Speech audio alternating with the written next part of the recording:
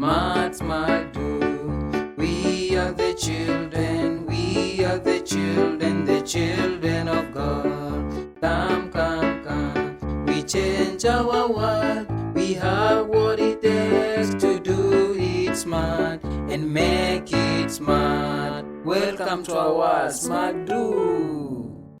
Welcome class 7s for today's English lesson. I hope you're doing fine.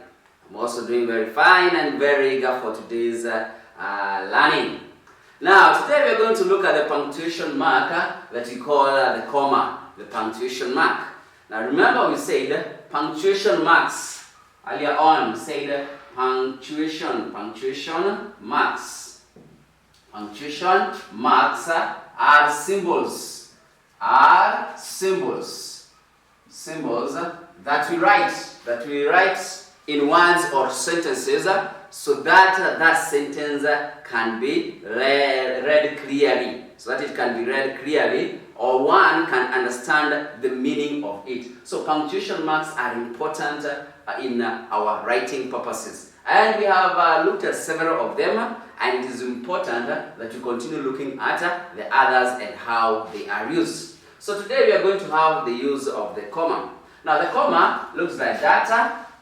Is a dot that is written on the bottom of the line, and then it has a small curve at the bottom of it. So you write it like that, and then you curve it downwards. Write it like that. So that is the way we write the comma. So the comma is written at the bottom of the line or on the text that you are writing. Now the first use of the comma is to separate items in a list. The first use is to separate items in a list. To separate items in a list. So you can have several items and you want to separate them. For example, you can have a sentence: Mother sent me to buy eggs, something else, bread, milk, and tea leaves. So here we have several items that we have written. We have eggs, bread, milk, tea leaves. Now, for these items that you have already, at the beginning here, we always separate them using a comma. So we have eggs. Immediately after the word eggs, you put a comma. Bread, you put a comma.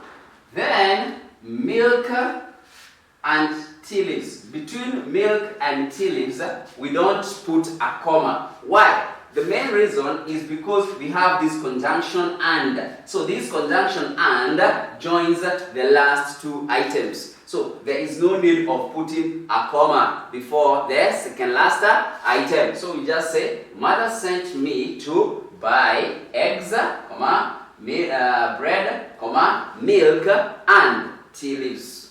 We can also have another sentence maybe containing a list of pupils or names of people. For example, you can have Joanne, Mike, Mary, Rose, and then another one maybe like Michael.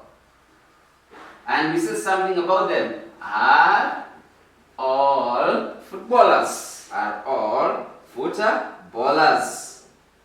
So here we have the list of names. We have Joanne, Mike, Mary, Rose, Michael. So from Joanne, we put a comma. Joanne, Mike, Mary, Rose. Because now we are coming almost to the end of our list. The last two names in our list are joined using conjunction, and we use conjunction and. So Joanne, Mike, Mary, Rose and Michael are all footballers. So don't put a comma between the two last items. You use the conjunction and to separate them. Now another use of the comma is to show a pause. to show a pause. To show a pause.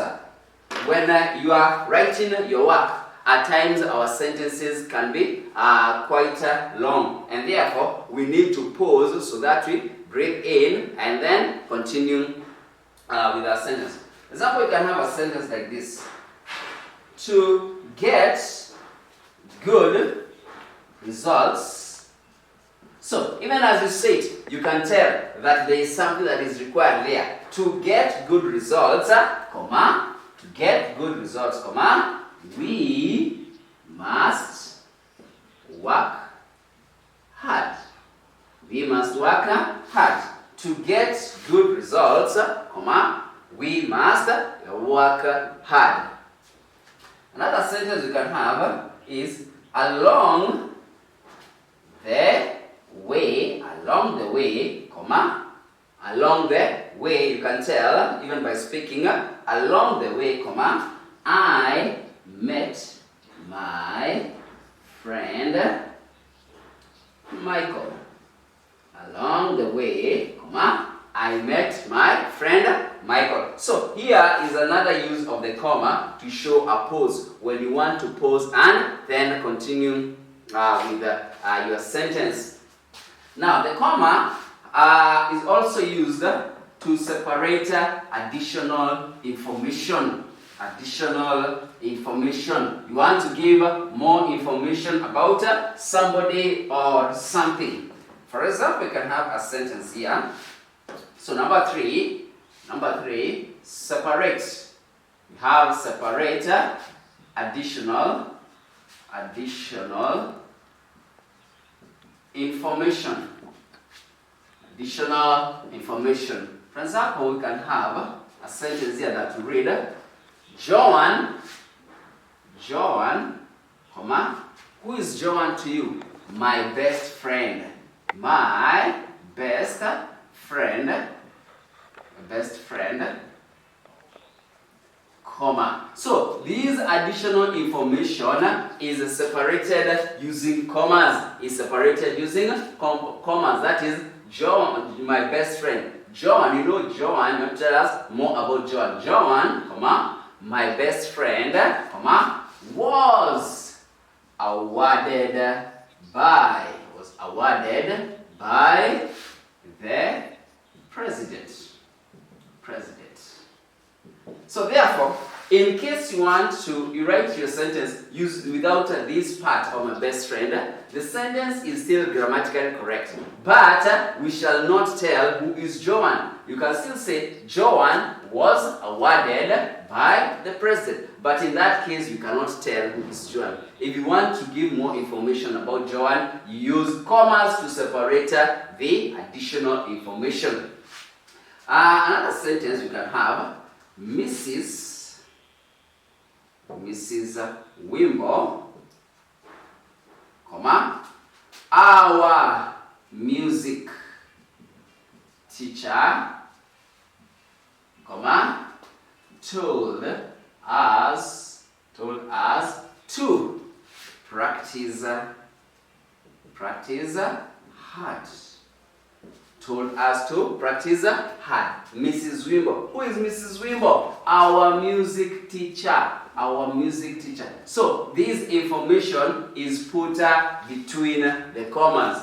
Our music teacher, telling us more about Mrs. Wimbo and who she is. Now another use of the comma is when we use it in question tags. The comma is used in question tags, and it's important you know where at which point of the question tag it is used. Now, for example, you have a statement like this: We were happy. Then you are told to put a question tag.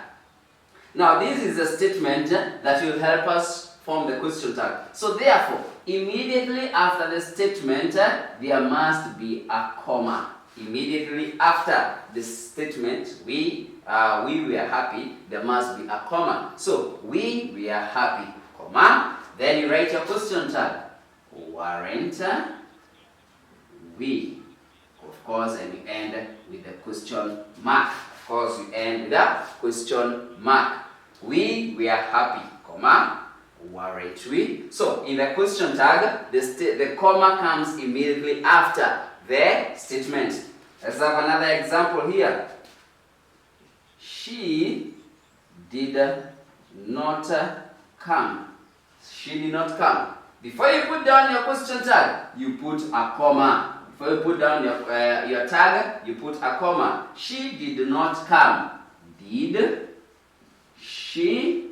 Question mark. Question mark. So the comma comes immediately after the statement and before the tag that you want to put there. Finally, we have the use of the comma after statements. After or in statements, you can say use a comma in statements that start with a gerund. And if we can remind ourselves what is a gerund is a present participle, a word that starts with ing. A word that starts with ing. For example, you can say walking along the road, comma, walking along the road, comma, I saw the lost boy walking along the road. So this one is a gerund. So the phrase that starts with that gerund must have a comma at the end of it. Walking down the road, I saw the lost boy. Another sentence we can have is entering the room, we met the pupils playing. So therefore, there are many uses of this comma, and it is important that you practice using them in the exercises in our books. Therefore, do the work in our textbooks, and I'm sure you're going to be better. Hope you have a good time. We shall meet next time. Bye-bye.